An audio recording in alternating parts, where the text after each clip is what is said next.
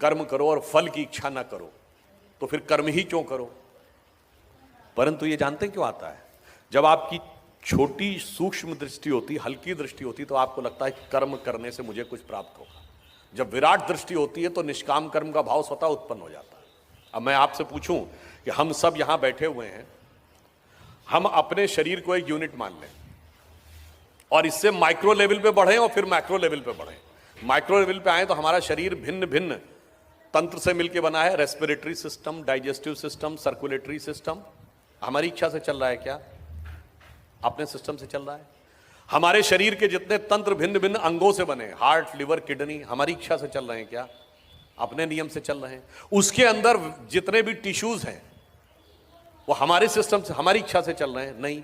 उसके अंदर सेल्स के अंदर प्रोटोप्लाज्म के अंदर होने वाले chemical reactions, cellular microbiological reactions, उसके अंदर बनने वाले मॉलिक्यूल्स एटम्स के साथ डिस्ट्रीब्यूट होकर, और एटम के अंदर एक इलेक्ट्रॉन और उसके तरफ चारों तरफ घूमते प्रोटॉन, इसमें से कौन हमारी इच्छा से चल रहा है?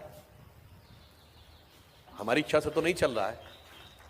अब आइए आप विराट पे, हम खड़े हैं, इस धरती पे खड़े हैं। धरती का इकोलॉजिकल सिस्टम हमारी इच्छा से चल रहा है। धरती अपनी एक्सिस पे घूम रही है, वो सूर्य के चारों तरफ घूम रही है। सूर्य गैलेक्सी, मिल्की वे उसके सेंटर पे घूम रहा है। बिग बैंग तक, आप मल्टी यूनिवर्स तक चले जाइए, हमारी इच्छा से है क्या? नहीं। तो इसका अर्थ क्या हुआ? जब संपूर्ण सृष्टि के क्रम में हमारा नियंत्रण परिणाम पर नहीं है, हमारा नियंत्रण केवल कर्तव्य पर है।